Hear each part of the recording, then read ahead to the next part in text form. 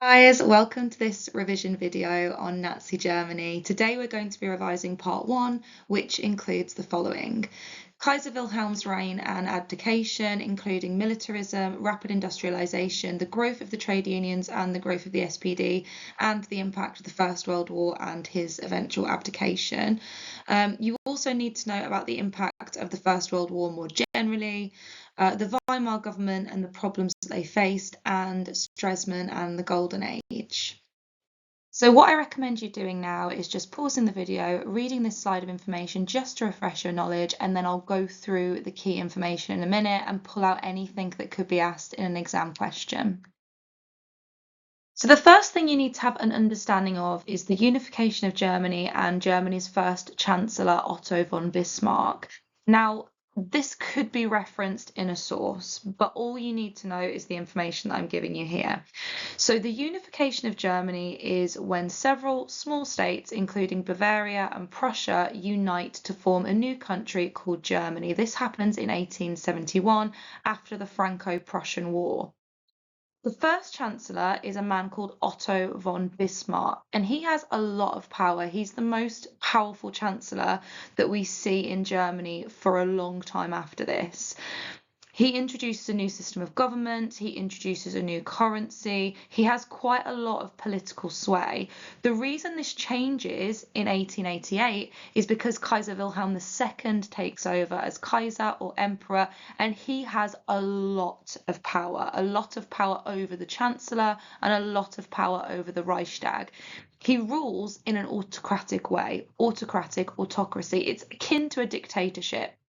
So Kaiser Wilhelm II believes that he's chosen by God and that only God can challenge his power, his authority. So although the Reichstag can give advice, although the Reichstag can pass laws and introduce taxes, everything needs to be signed off by Kaiser Wilhelm II. Remember, the Reichstag is just the German government.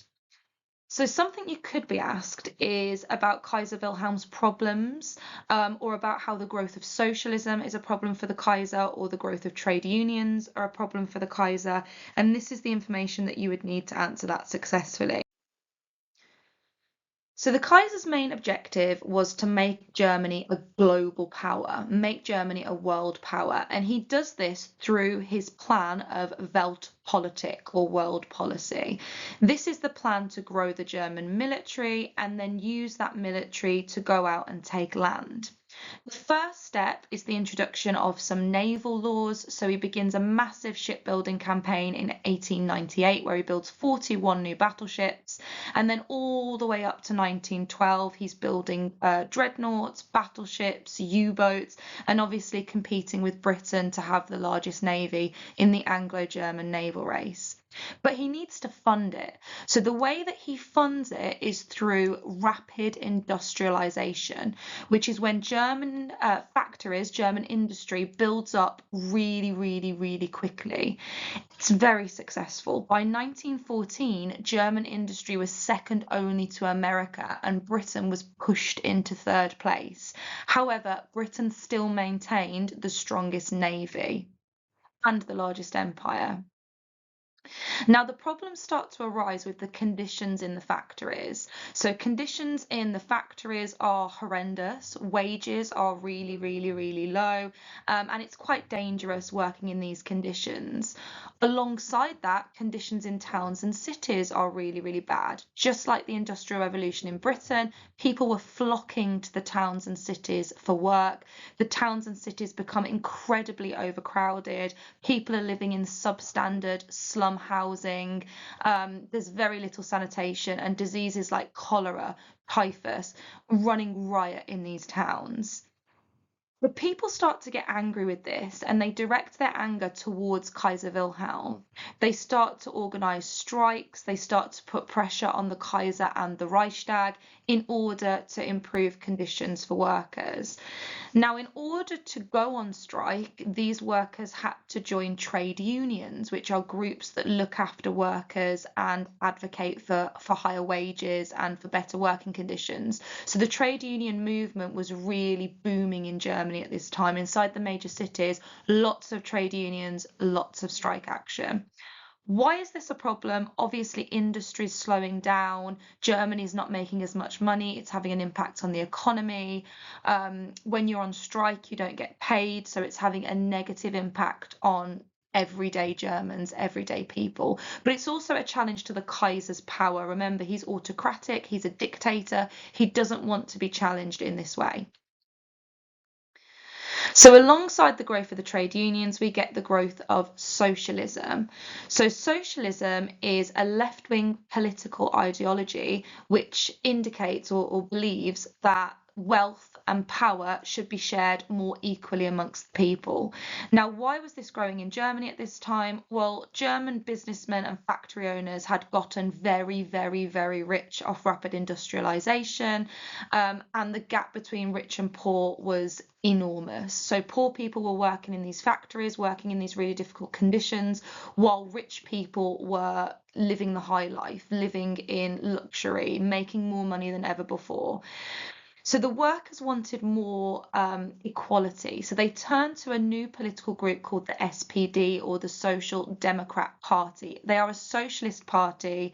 And as I said, they believe in a more equal distribution of wealth and power. They start to put pressure on the Kaiser to improve working conditions, share more of his power with the Reichstag, and they're very successful. So the German socialist movement is the most successful in Europe at this time, even more successful than Russia. By 1910, the SPD were winning 75% of the votes in big cities, specifically in Berlin, but very, very popular in the cities where a lot of these workers were struggling.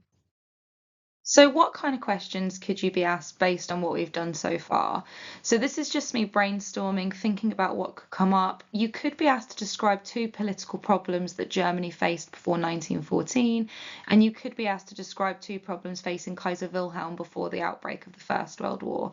Both of these questions would be worth 4 marks, and I would include the same knowledge for both of them. I would write an initial paragraph about the conditions in the factories and how that led to more people joining trade unions and going on strike.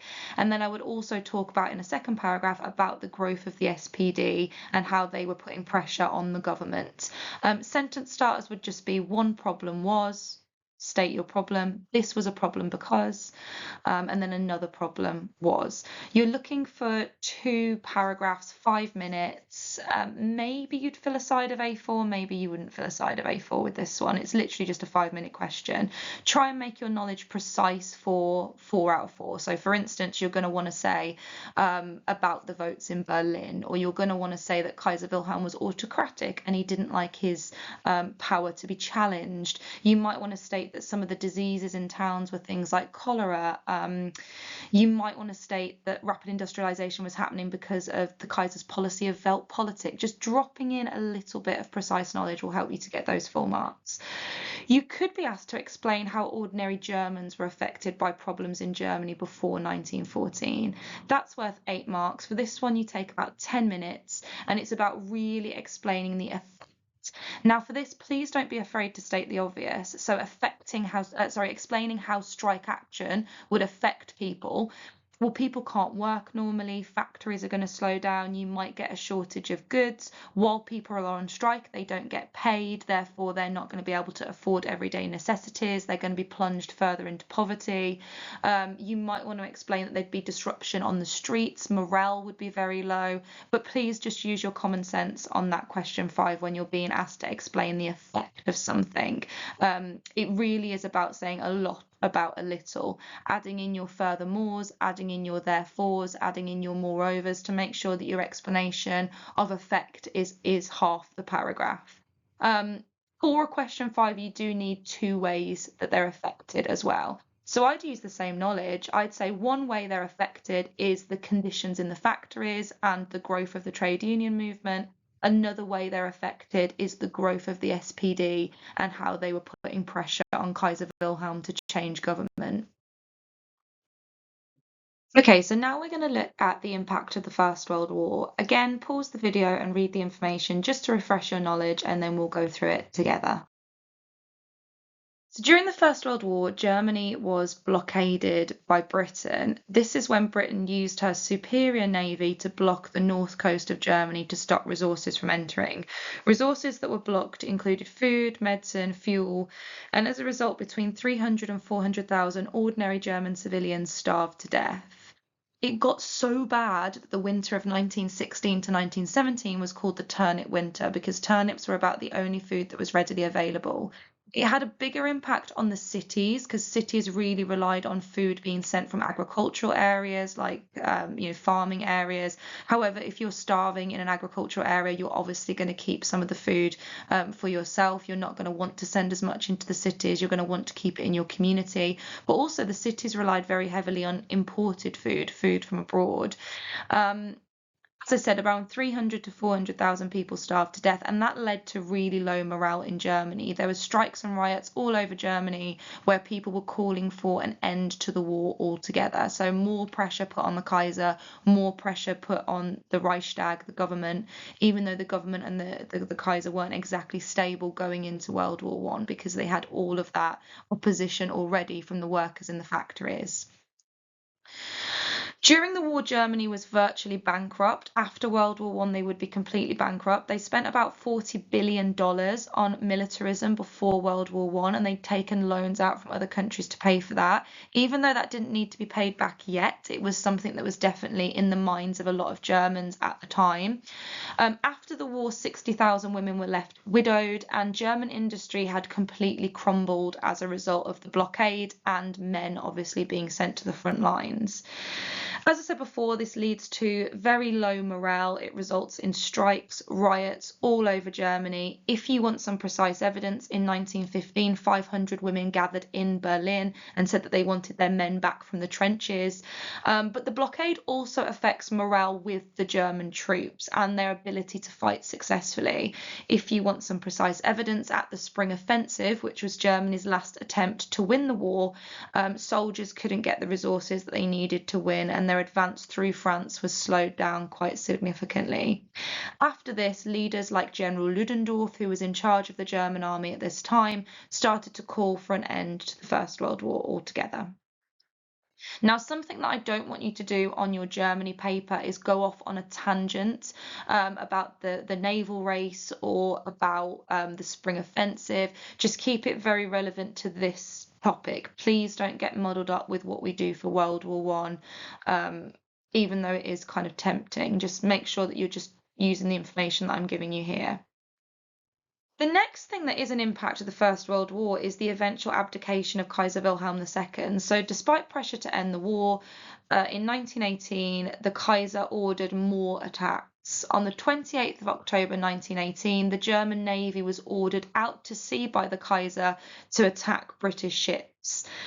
Now, this is where it really starts to go wrong. The sailors refuse to follow orders. When military personnel refuse to follow orders, it's called a mutiny. So the sailors carry out a mutiny. It happens in Kiel.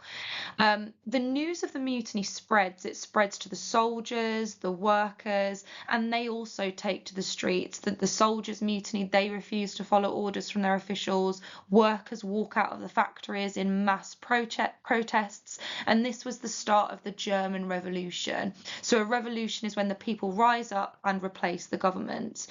The German government do try and stage a revolution from above, so they agree to some changes. They try and preserve the monarchy, but on the 9th of November 1918, Kaiser Wilhelm abdicates, flees to Holland, and eventually the German monarchy crumbles. The monarchy is like obviously the king, the queen. There's no more German monarchy. Germany becomes a republic, which means a country ruled by just a government. So it was the Reichstag that took power at this point. What questions could you be asked about World War One on this paper? So you could be asked to describe two problems that Germany faced between 1914 and 1918. They might keep it quite general and just say two problems, or they might make it more specific and they might ask you to describe two political problems that faced Germany as a result of the First World War, two economic problems that faced Germany as a result of the First World War, or two social problems. as I said, you're just going to have to read the question very carefully to understand what the question is really asking you. I do recommend going through and just circling all the keywords in the question just to make sure you haven't missed anything. Another question you could be asked is to explain how ordinary Germans were affected by the First World War. Like I said on the prior slide, this means that you have to really do the extra work at explaining impact, explaining effect, explaining how people would have felt, how their lives would have changed. 4 markers take 5 minutes, 8 markers take about 10 minutes. Use the words of the question. This was a problem because, this affected ordinary Germans because. Okay, so let's have a little review. Please just spend 5 minutes completing this thinking map. As an extra challenge, in different colours, do social, political and economic impacts of the First World War. So let's go through the answers, add anything that you didn't get, and maybe just highlight things that you didn't get so that you can revise them. So the social impact of the First World War is that families were completely torn apart. So we see 2 million German men that are killed, 60,000 war widows, children without fathers. Now, the government did have a responsibility to pay pensions to the war widows. It's called war pensions, so to pay benefits to women, or not benefits, but like a pension for the men that have died. Families would probably also need benefits as well and welfare to make up for those lost earnings. So this does put a real pressure on the government economically and politically to make this work. But socially, yeah, 2 million German men killed in World War I, families torn apart, very, very, very, very, very low morale and anger towards the government because of this. Children without fathers. The social and psychological impact of World War I across Europe was vast, but Germany suffered really, really badly. Another social impact is the British naval blockade. The naval blockade can go into every category, so social, political and economic. You can twist it to fit any question. The social impact is the death toll, so between 300 and 400,000 deaths at the end of World War I. But remember, the blockade continues for an extra year, so that number is still rising. Again, this lowers morale. It makes it very difficult for people to just live their lives. They've got no food, they've got no fuel, they'd be cold throughout the winter. They've got no coal to burn on their fires. They've got no food to eat, nothing to feed their children. The economic impact, as well as the war pensions that would need to be paid to the war widows, as well as the fact that industry has slowed down because of the naval blockade and factories aren't making as much money, we've got this issue that Germany was bankrupt. Germany had spent $40 billion on World War I on militarism in line with this policy of Weltpolitik, and war bonds needed to be repaid. So war bonds are the loans they'd taken out from other countries. They'd also lent money to their allies. So they'd lent a lot of money to Turkey, for instance, and Turkey needed to repay it, but it was unlikely that that was ever going to be repaid. It was lost money. And then finally, the political issues. So the German people were furious with Kaiser Wilhelm II. There's strikes, there's riots. Eventually, we get the German Revolution. Kaiser Wilhelm abdicates, he flees, and Germany has to transition from an autocratic country, a dictatorship ruled by Kaiser Wilhelm, to a democracy. That transition was really hard for a lot of people. A lot of people didn't understand democracy. They didn't really support democracy, especially in rural areas. So especially people in the countryside, they remained really, really conservative.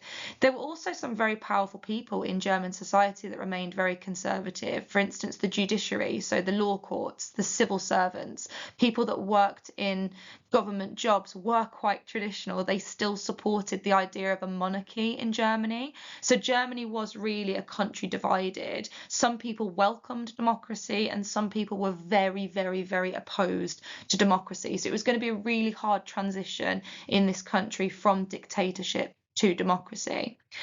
The second thing is the new government is really unpopular from the beginning. So the Weimar government, who take over after Kaiser Wilhelm's abdication, the first thing they do is sign the armistice. The armistice is the agreement to stop the fighting, and it happens on the 11th of the 11th, 1918.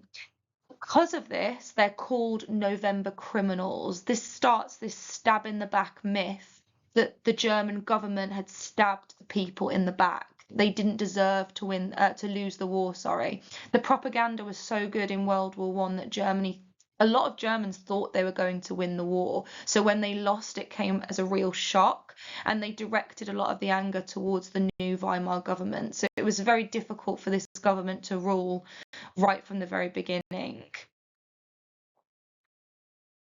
So if you're someone that started your revision nice and early, what I recommend you doing is pausing the video at this point and having a go at some of those exam questions. Maybe pick a question 4 and a question 5 to have a go at, and then submit it to your teacher for feedback. If you're someone that's doing this the night before your exam, I see you, not to call you out, but here we are. Keep going with the content. It's fine. You will smash your exam tomorrow. Please keep going. You can definitely do it. It's just we don't really have time for a lot of exam practice. Just please make sure you're reading the question properly tomorrow. But let's keep going. So one thing I need you to understand for the next little bit that we're going to look at is that the Weimar government is plagued with crisis after crisis. Now, what the examiner likes to do is ask you about some of these problems, but ask you about the political problems or the economic problems or the political unrest or social problems. And they also like to split it into like date ranges. So sometimes you'll be asked a question before 1918, sometimes you'll be asked a question from 1919 to 1924. Sometimes you'll just be asked about 1923, which is its own year of crisis, or you might be asked about like 1924 to 29, which is the golden years, or 1929 to 1932, which is like the Great Depression time. So just make sure when you're revising that you're consciously thinking about what year everything's happening. So I'd like you just to take a minute to divide an A4 page into 2 columns, the economic problems and the political problems. We're going to look at the date range 1919 to 1929, but remember, the examiner does often like to ask about 1919 to 1923. So just make sure that you're getting these dates clear in your mind. Okay, so the first economic problem that Germany faced was under the Treaty of Versailles, Germany had to pay 6.6 billion in reparation payments. Reparations are to repair the damage from the war. So they would be paid in money as well as goods, like coal, for instance, and it would be paid in installments. So they'd pay a certain amount each year.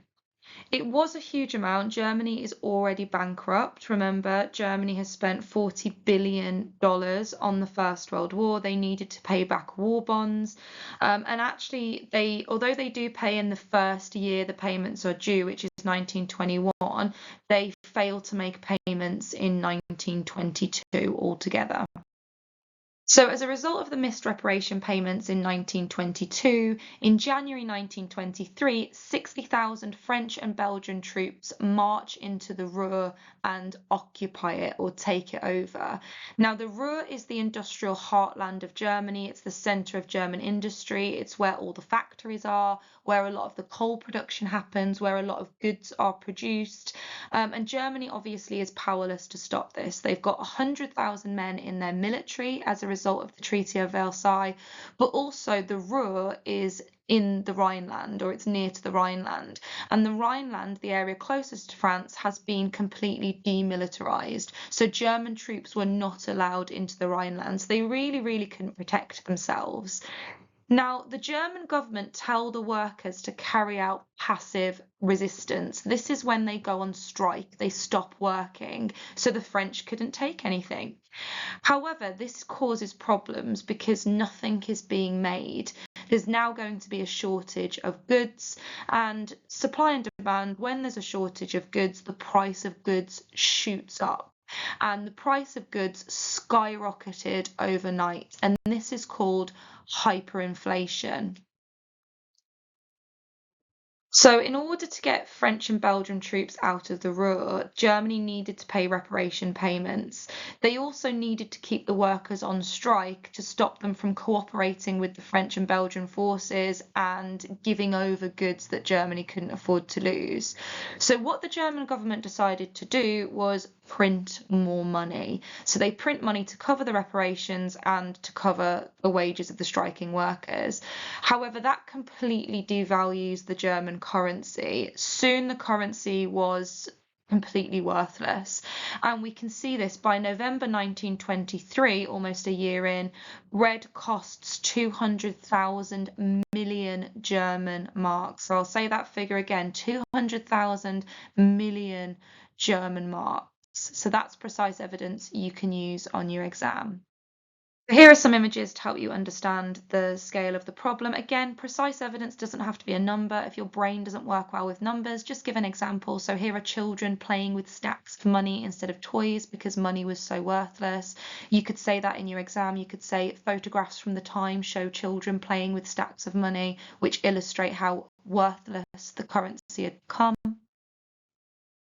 The other piece of precise knowledge that I like about this is that German workers had to collect their wages twice a day in wheelbarrows and just run to spend it. So you'd have massive queues in the grocery shops where people were literally running to spend their wages before the prices rocketed again or the money was again devalued. You know, inflation took hold again. This would happen daily. The prices could change from when you're in the back of the queue to when you reach the counter. All of this is precise knowledge that I'd like you to use if you get a question on hyperinflation. Okay, so I know that on our table we've actually only done the one side, we've only done economic, but I thought this was a good pause point where you could have a go at some exam questions or at least start to think about the kind of questions that you could be asked on your exam.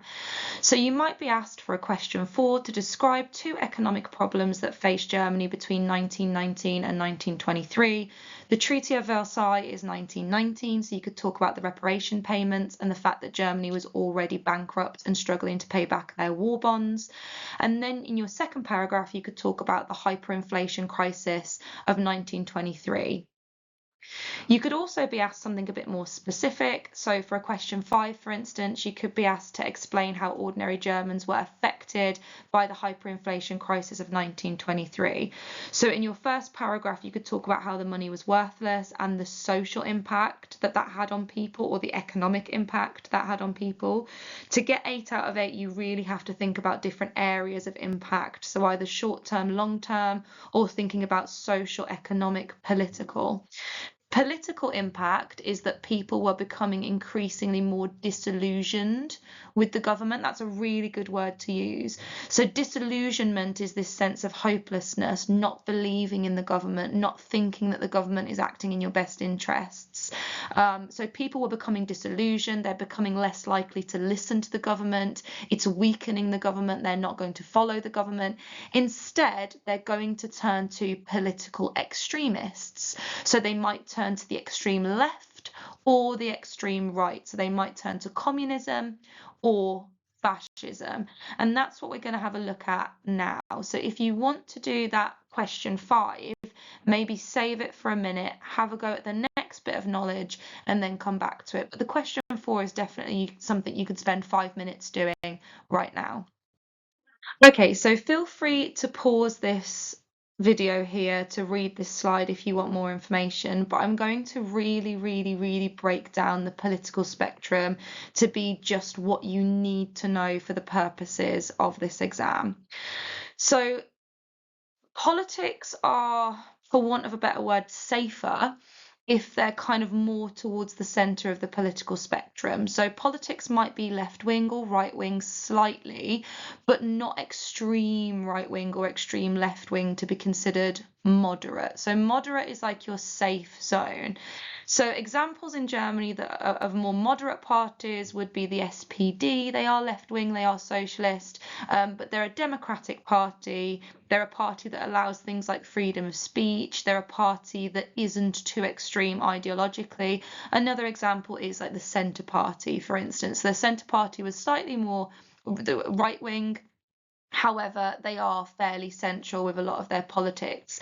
Now, where we get political extremism is on the extreme right wing and the extreme left wing. So the extreme left wing looked like it was the bigger threat in Germany to begin with. So in the 1920s, people were really, really scared of the prospect of the communists getting into power, so these left-wing extremists. So what was scary about communism was that communists believe that all private property should be taken by the state so that the wealth can be distributed equally. So this was really threatening to people like farmers, business owners, people who worked in industry, also religious groups, because communism is ideologically anti-religion. So any religious groups, that's why German Christians vote for the Nazis later on, is because the Nazis promised to destroy communism, and religious groups, Christians, feared communism at the time. Communists also believe that the media should be controlled by the state and people's rights and freedoms are taken away. So in a communist state, you do not enjoy the freedom of speech, freedom of the media, freedom of religion, and the government have total power. So it's a dictatorship. So as I said, communism was quite threatening at the time, and the communist group we'll look at is the Spartacists. So the Spartacists try and take power in 1919. On the other end of the political spectrum, you've got fascism. So fascism is an extreme right-wing political ideology that has some similarities to communism. For example, the media is controlled, you can't vote, it's a dictatorship, it's controlled by one person or party. No freedom of speech, no freedom of media. The difference with fascism is that there's a real emphasis on nationalism and this ideology of like people from that country are the strongest. So for instance, in Germany, it would be that Germans are the strongest and the Germans should fight to be the strongest. And there's an emphasis on war and militarism. And there's often a minority group that's targeted. So we know in Germany later on, it's Jewish people are targeted. Often there's misogyny. So like men are seen as a lot stronger than women, and women fulfill the role of like mothers and like increasing the population. So it was a very similar situation in Italy. But all you need to remember really for this exam is that people were getting tired, getting disillusioned, getting angry with like moderate politics in the middle. And because of that, they were turning to extremists. So communism, extreme left, fascism, extreme right, both very scary, okay? Both radical, dangerous, violent. Then it shows your country is unstable if people in your country are turning to either end of the political spectrum in that way. So again, if you want more information, pause it, read it, but all you really need to understand is that people were losing faith with democracy, turning to extremists on the left and on the right.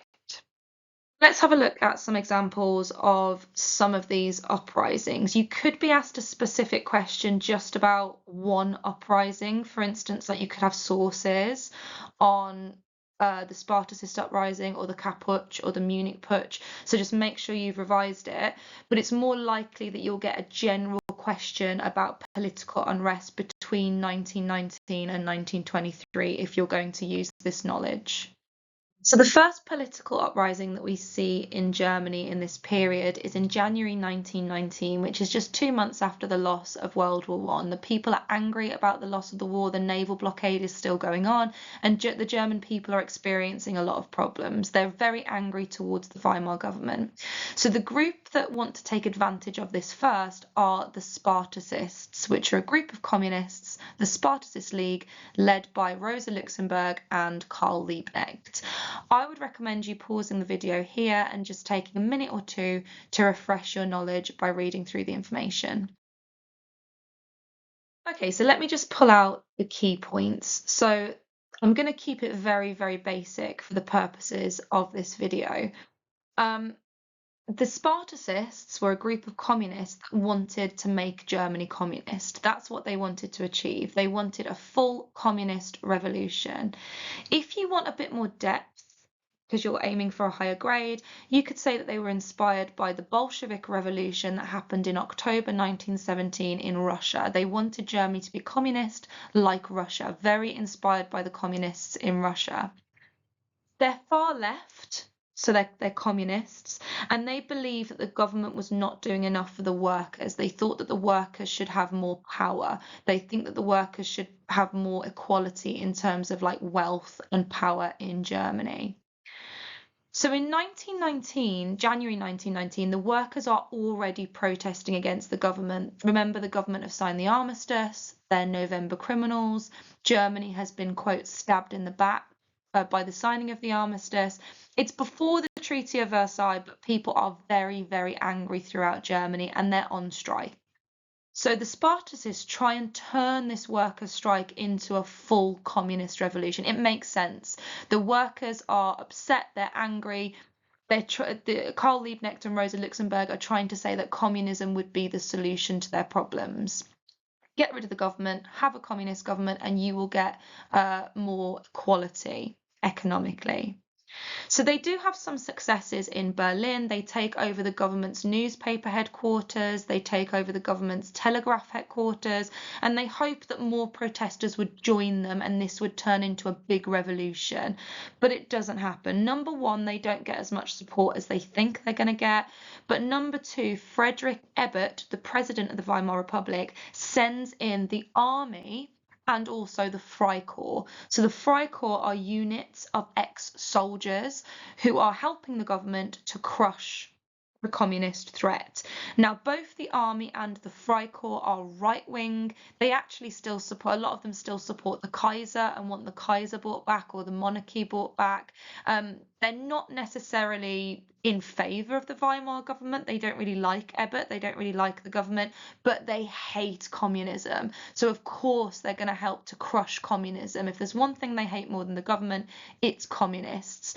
So there's terrible fighting that breaks out. Around 100 workers are killed. Rosa Luxemburg, Karl Liebknecht are executed, and this is kind of the end of, I suppose, like a real communist threat. So the communists never really take off. One thing about the left wing at this time is it's very, very, very divided. There's lots of groups on the left that aren't really working together. So the left wing was never really as much of a threat as the right wing. Also, the left wing was dealt with much more harshly. So these were the two biggest revolutionaries that we see. So Rosa Luxemburg, Karl Liebknecht, they're the revolutionaries, I suppose, that get the most support in Germany. When they're killed, there's no one really for the communists to rally behind. So the communist threat kind of fizzles out for a little bit. I am simplifying it, but it's okay. It's just for the purposes of this exam. You don't really need to know too much. So this is a simplified version. So the second political uprising we see comes in March 1920, and it's called the Kapp-Putsch. So the Kapp-Putsch was led by the Freikorps. They're the group of ex-soldiers that were helping the government to crush the communists the year earlier. Now, because the communist uprising had been dealt with, the communists weren't posing as much of a threat, the government said they were going to downsize the army and get rid of the Freikorps altogether. Now, the Freikorps were angry about this. Not only did they not want to lose their jobs, but also remember the Freikorps were right-wing. The government is socialist, the government is left-wing. So the Freikorps had no loyalty to the government anyway. They didn't like the government. They don't actually want democracy. The Freikorps want an autocratic government. They want the Kaiser to be brought back. They don't want a democratic government at all. So this kind of tips them over the edge. The leader of the Berlin Freikorps, Wolfgang Kapp, refuses to go, and he draws up a plan to seize power for himself and implement a right-wing government. So in March 1920, 12,000 Freikorps march into Berlin and the government call in the army. The army was ordered to stop the uprising, but the commander of the army refused to give the order to shoot on ex-soldiers. So the government had to flee. They had to flee Berlin and meet in another city not far from Berlin.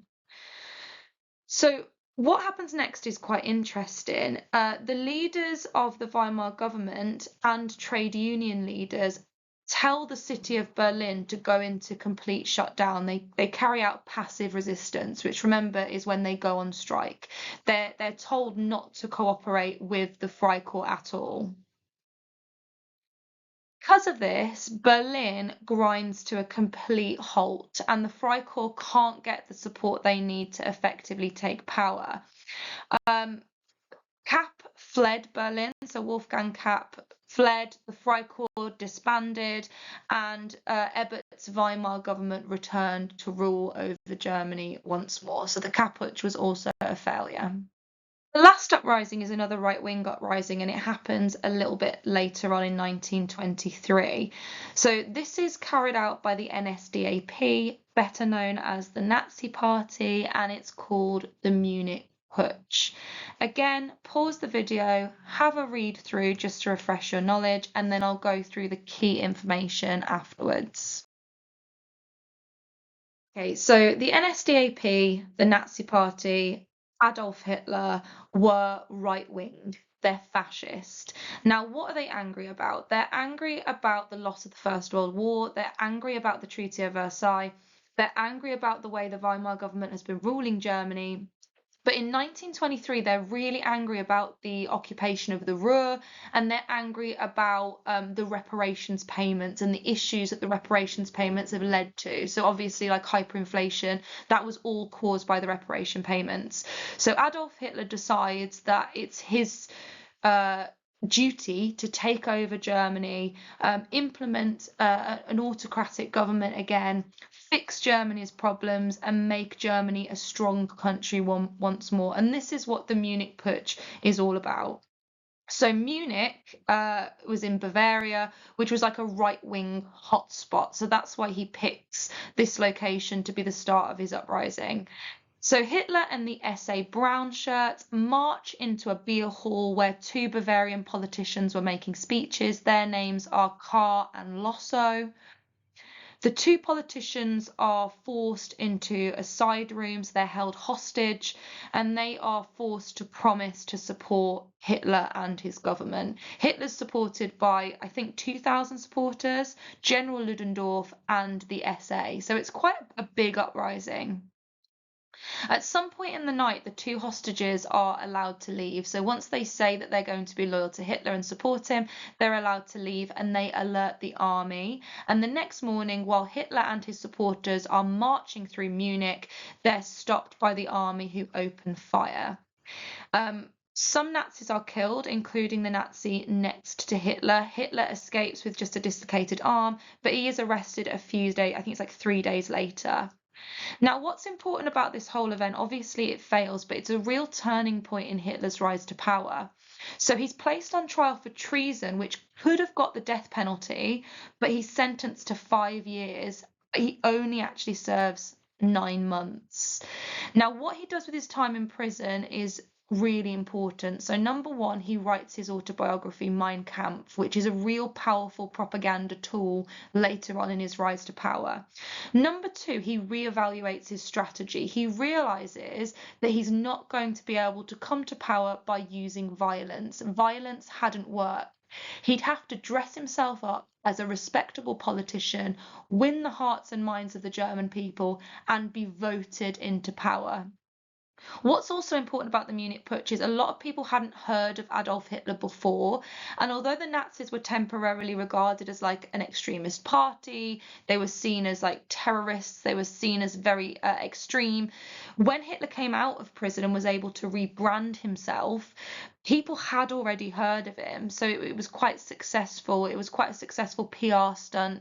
It was quite successful at getting Hitler attention that he would then use later on. So just a little pause point here. I would, of course, recommend that you revise those uprisings. I would recommend that you revise each one individually. However, if you are watching this video the night before your exam and your brain feels totally crammed with information and you're panicking about how you're going to remember it all, I think the most important thing that you need to remember is this. So what do these rebellions show us? What do they tell us? They show us that people were unhappy with the government. People were unhappy with the way the Weimar government had been ruling Germany. They were looking for alternatives. They were looking for something different. It shows us that the government is failing. So if you get a question about the political problems in Germany and you cannot remember a specific uprising, just say that. Just say that the German people were angry with the government. They didn't think that the government was doing the best thing for Germany. They didn't think that the government was ruling Germany correctly, so they start to turn to extremists. And if you can remember that there were left-wing extremists and right-wing extremists, great. If you can remember that the communists were the extremists on the left and the fascists were the extremists on the right, great. And then if you can remember an example, so if you can remember, for example, the Nazis and Hitler tried to take over to get revenge for the First World War and the Treaty of Versailles, great. Perfect. Please don't be scared to write anything down just because you don't remember the small details. We're all going to remember different things. Some of you going for the grade 7, 8, 9, you'll remember specific uprisings. You might remember all of them. Fantastic. Some of us that are going for a grade 4, 5, we might not remember the specifics, but what you do need to remember is what these political problems show us and why it's a problem. So it shows us that the government aren't working. Politics in Germany isn't really in that safe zone anymore. People are turning more to extremists, and extremists on both sides are violent, dangerous, and they want to take people's rights away. That's what you need to remember.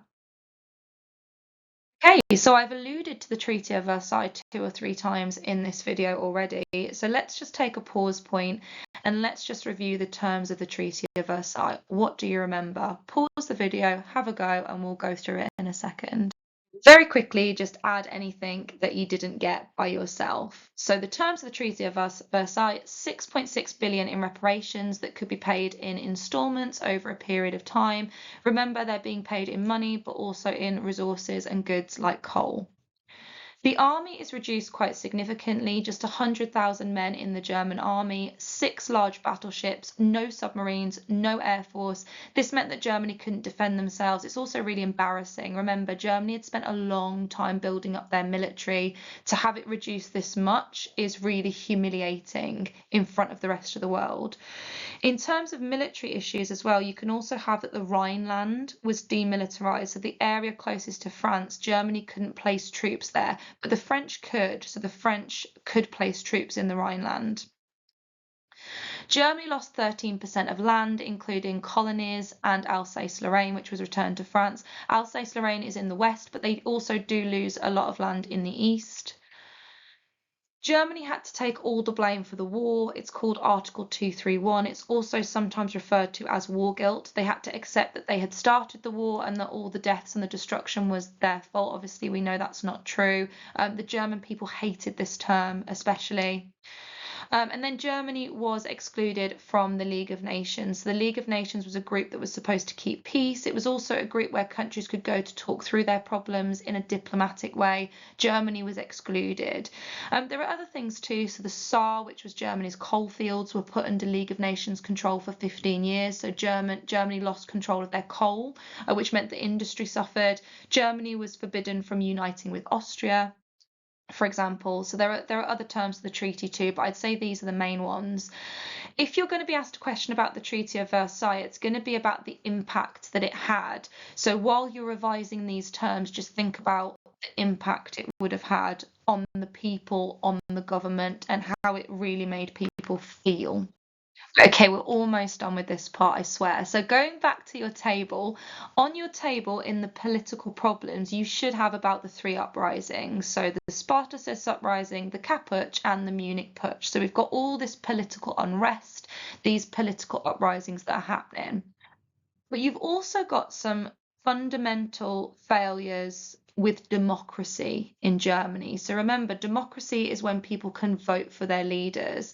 There's some issues in Germany with this. So the German people actually didn't really understand democracy. They were used to autocratic leadership. They'd been used to Kaiser Wilhelm making laws, taking control, and things being done quite quickly.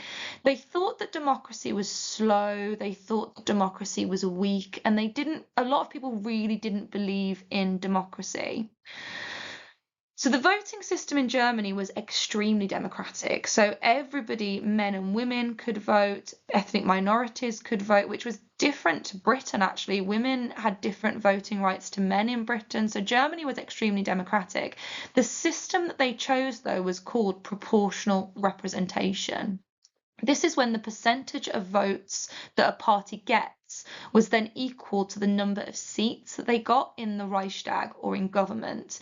Now, this is a positive thing in the sense that everybody's views are represented.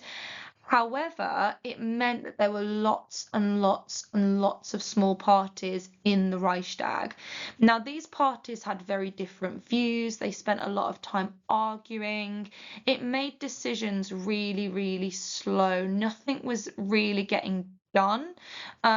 So decision making was slow.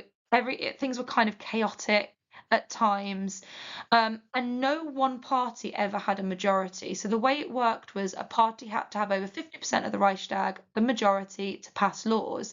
Now, this didn't happen. Parties had 20%, 16%, 6%. In order to get 50%, different parties had to join together to get over the 50%. This is called a coalition.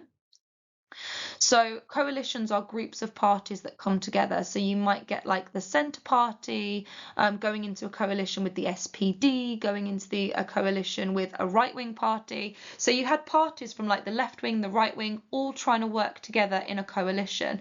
It's not going to work. All of these coalitions failed because the parties in the coalition had different views. So again, this just adds to the chaos. It just adds to how slow decision making was, and it adds to the fact that people felt democracy didn't work. So again, if you can't remember all those small details, German people felt that democracy didn't work because decision making was very, very slow. If you're aiming for grade 7 or above, you can talk about all the different coalitions and proportional representation. So it just depends on what you're able to remember. And the last political problem is Article 48. So Article 48 is part of the Weimar Constitution. The Weimar Constitution are just rules for how the country should be run. So it's rules and laws for how the country should be run. So part of the Weimar Constitution was that it said that the president could make laws alone without asking the Reichstag first if it was an emergency. So if there was an emergency situation happening in Germany, the president could go in and make a law. He didn't have to consult the Reichstag, the government, the people. Now, the thing is, this isn't democratic. So Germany is saying it's a democracy, but this is autocratic. This is like a dictatorship. And it was actually being abused because what is an emergency? There's crisis after crisis after crisis in Germany at this time. So the president can just say anything is an emergency and start to pass laws because they want to pass laws.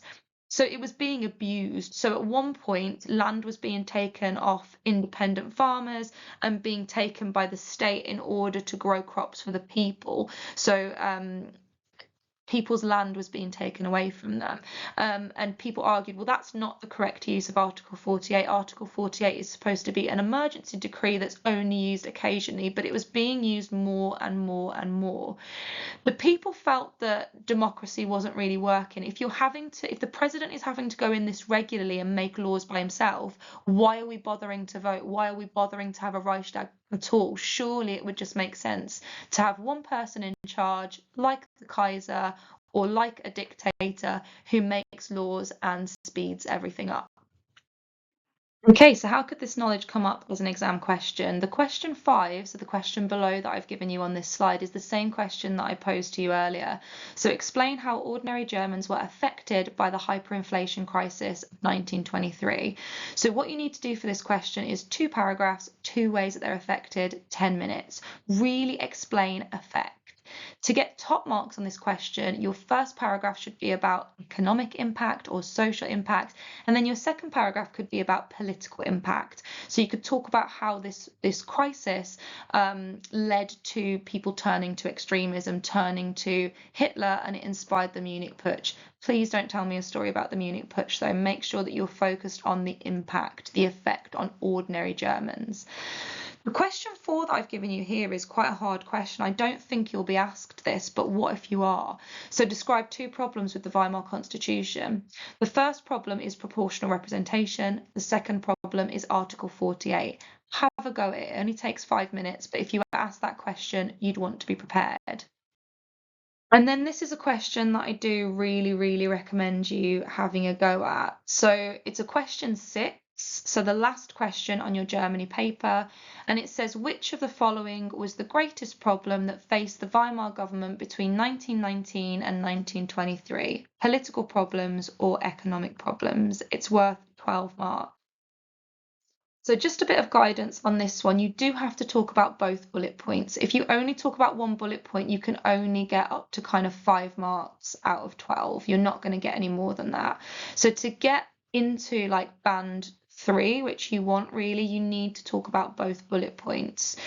So perhaps you'd start off with a paragraph about the political problems, and you'd pick out 2 political problems and you'd explain why they were a problem for the government. Then you'd do a paragraph talking about the economic problems. Again, pick 2 economic problems and explain why they were a problem for the government.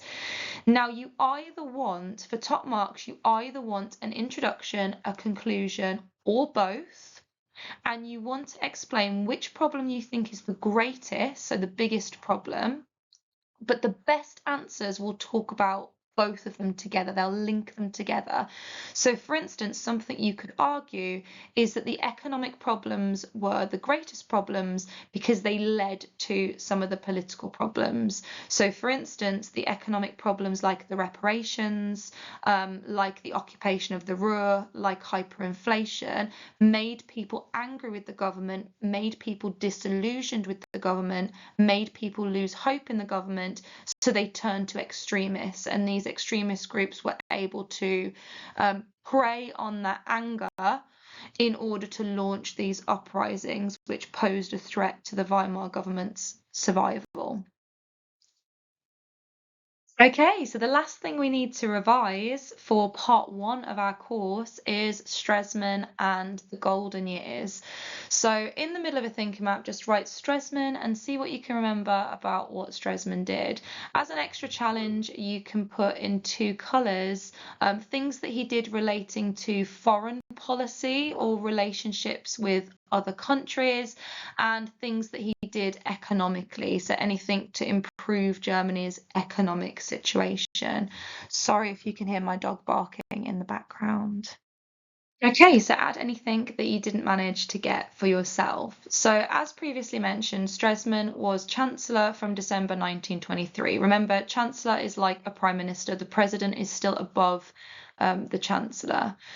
So he has lots of problems when he takes over, economic problems specifically. So the currency is completely worthless, hyperinflation, the reparations still need to be paid, the Ruhr is still occupied, so French and Belgian forces are still occupying the Ruhr, German industry is at a standstill, but also other countries don't really trust Germany. They've been excluded from the League of Nations, they've been banned for the war, and again, France and Belgium have taken over the Ruhr. So there's a lot of like tensions with other countries in Europe as well.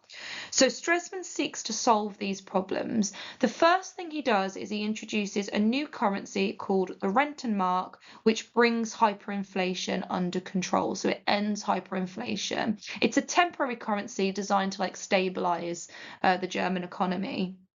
So 1 Rentenmark was equal to 1,000 billion marks, which shows you how bad the situation had become. The next thing that he does economically is he does agree to pay the reparations. This was a very controversial decision, but he says, we will pay the reparations. We will fulfill everything you're asking us to do. It's actually called the policy of fulfillment. So we'll fulfill everything you want us to do. We'll pay the reparations. And he was hoping that this would garner sympathy from other countries and would allow Germany some kind of help. And it does. So in 1924, he's able to sign the Dawes Plan, which is when America gives Germany massive loans to help them rebuild and help them to pay the reparations. And then in 1929, Germany signs the Young Plan, which reduces the reparations to just over 2 billion and gives Germany a longer period of time to pay. So it makes those reparations more manageable. He also improves relationships with other countries. On an exam, this could be referred to as foreign policy or international relations. And he does this by signing two pacts. He signs the Locarno Pact in 1925, which was an agreement to accept the new borders in the West that were outlined in the Treaty of Versailles. So Germany basically agreed that they'd lost Alsace-Lorraine and that the borders under the Treaty of Versailles were the borders of Germany. They were going to accept that. They weren't going to fight France to get that land back. They were not going to invade France or Belgium to get any land back that they had lost. Because of this, countries started to trust Germany once again, and Germany was invited into the League of Nations in 1926. And then in 1928, they signed the Kellogg-Briand Pact. So this is an agreement with 64 other countries to solve issues diplomatically, to solve issues peacefully. So it really showed that Germany was building relationships with other countries once more. So all of these changes lead to a golden age, or the golden years in Germany, and it's a time when Weimar culture really booms. So just be aware of that word, like culture. So when we're talking about culture, we're talking about art, architecture, literature, theatre, and how that's all enjoying a renaissance, a rebirth. It's booming, it's exciting. So why does that change happen? There's three things that are kind of happening together to make these years really good in Germany. So the first is that the government at the time were a socialist government, or they had been a socialist government. Germany was extremely democratic. There were freedoms, and people in the cities especially had more liberal views. So liberal is like free, modern, progressive views compared to like the old, traditional, conservative views that the Kaiser had had. So people were more free. So think about like sexual freedom, freedom of identity, freedom of expression. They really wanted to like express themselves artistically. The next thing that happened is that Stresemann had implemented some economic changes that meant that people had money for the first time in years. So because of the Dawes Plan and because of the German economy getting back on its feet, people were earning money again. They had money to spend on going out, frivolity, partying, having fun.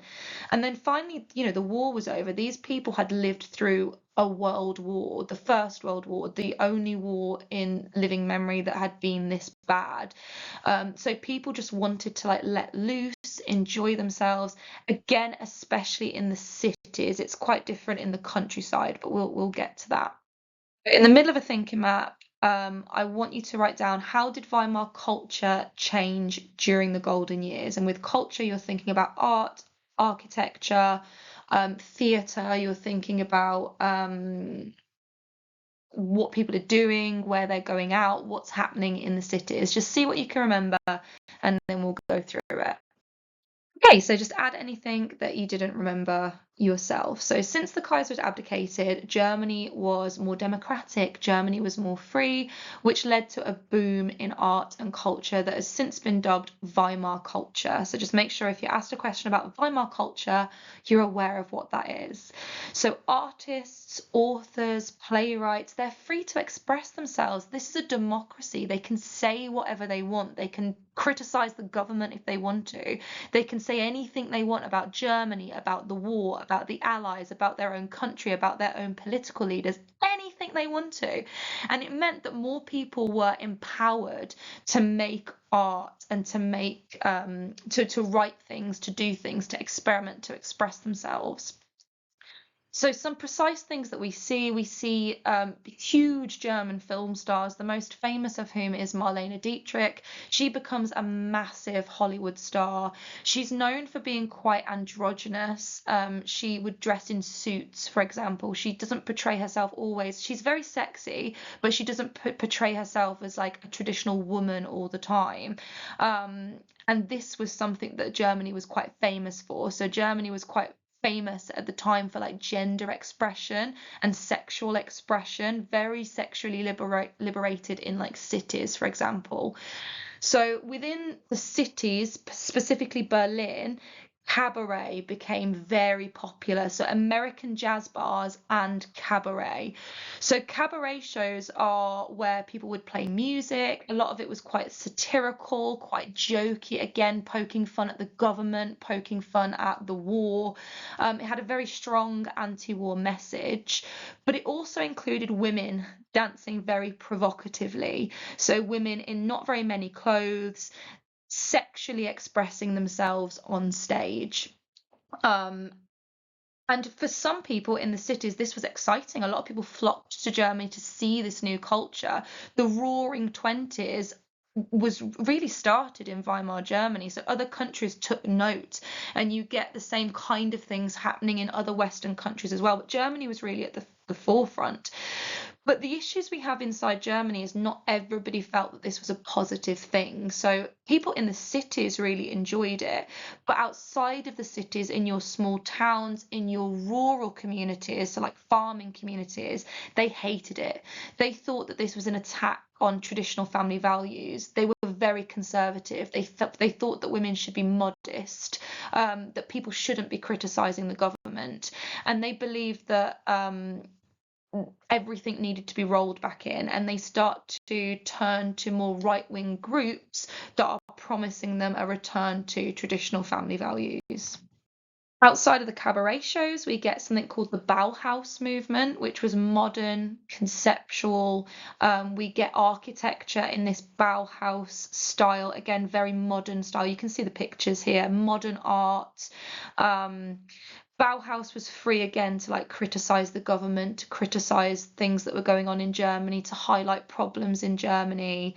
And we get things like new films in new genres. So science fiction comes out of Germany at this time, very conceptual, very abstract. The most famous of which is Metropolis. So again, if you're aiming for those high grades, you want to be talking about like the Bauhaus movement and how it was a very modern movement in art and architecture, very conceptual, very abstract. You also need an understanding of the fact that, again, some Germans hate it. Some Germans think that this shows degradation in their morals. It shows that they're becoming weaker as a society, and they think that everything should be classical, traditional. They want the art and architecture of the Kaiser's Germany. And we know that when Hitler comes to power, a lot of this art is destroyed, it's burnt. A lot of these films are censored and banned. A lot of the architecture, like Berlin, is completely rebuilt in like a Renaissance style to emulate like Greek and Roman architecture. The stadiums that he builds emulate that as well. But in the Weimar period, it's all very modern, it's all very conceptual, it's all very new, which again, people in cities found exciting. But the majority of Germans in like the countryside and in rural communities, in the villages, they didn't like it, and they wanted a return to like conservatism and traditionalism.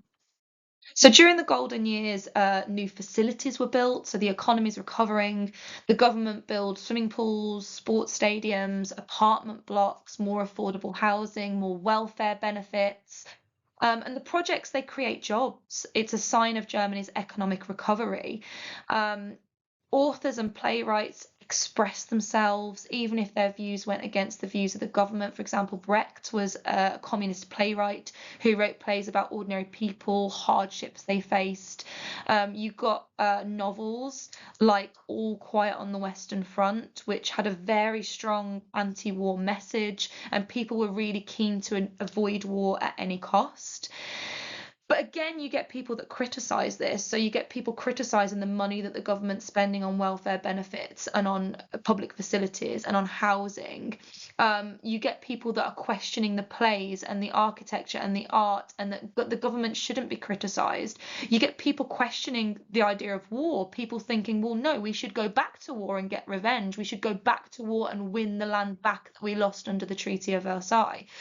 So those people that were against these changes, they do start to turn towards the right wing. So they do start to turn towards Hitler, and Hitler Hitler is very good in his propaganda at promising all these people different things. So whatever they wanted, he would promise them in order to get into power. Okay, so that's part one done and dusted. Now, I think that part one of this course is the hardest bit. So if you've revised this, well done. Please keep going with the other videos. It will be worth it. Here's some questions just to round off. So you could be asked something like, describe two changes that happened during the golden years between 1924 and 29. It might say like two cultural changes or two social changes, in which it wants you to talk about like the cabaret shows, the art, the architecture. It might say like political changes or economic changes, in which case it wants you to talk about like Stresemann and what Stresemann's doing. But I've kept it really broad here. So describe two changes that happened during the golden years, 4 marks, 5 minutes. 2 short-ish paragraphs. For top marks, try and get some precise knowledge in there, like the Dawes Plan was signed in 1924. Question 5, remember this is talking about affect, how people are affected. So explain how ordinary Germans were affected by Weimar culture, 1924 to 29. If you get a question about Weimar culture, we're not talking about Stresemann. We're not talking about the Locarno Pact, Kellogg-Briand. You might mention the Dawes Plan because it's how they get money for these cultural changes, but you're really going to focus on the changes in culture. So talk about Berlin, talk about the cities, talk about what's happening there in terms of like the cabaret shows, the influence of American jazz, the way that people are able to criticize the government openly. Talk about the art, the architectural changes, the Bauhaus movement. And then you could talk about the opposition. It would be really good to talk about, however, Germany was polarized, which means divided. So in the cities, we get an acceptance of these liberal views. We get an acceptance of this sexual freedom and this artistic freedom that comes with Weimar culture. But in rural communities and in agricultural areas, you get this real criticism of it, and you get people turning towards extreme right-wing groups who are promising returns to conservative values. So that would be like an 8 out of 8 top mark answer. It's verging on A level, to be honest, if you can understand that divide and that polarization on a question like this. Would also recommend this question. So which of the following was Stresemann's greatest achievements? Improving international relations or solving Germany's economic problems? So go back to that thinking map. The international relations, I think, were in purple, so anything to do with the relationships with other countries. And then the economic problems, I think, were in green. And that's anything to do with money, of course, but you've got to explain why it's an achievement. Remember, the best answers for this question 6, would be linking the two together. So what you could argue either way, actually. So you could argue that because he improved Germany's economic situation, Germany was able to pay the reparations and gain trust from other countries.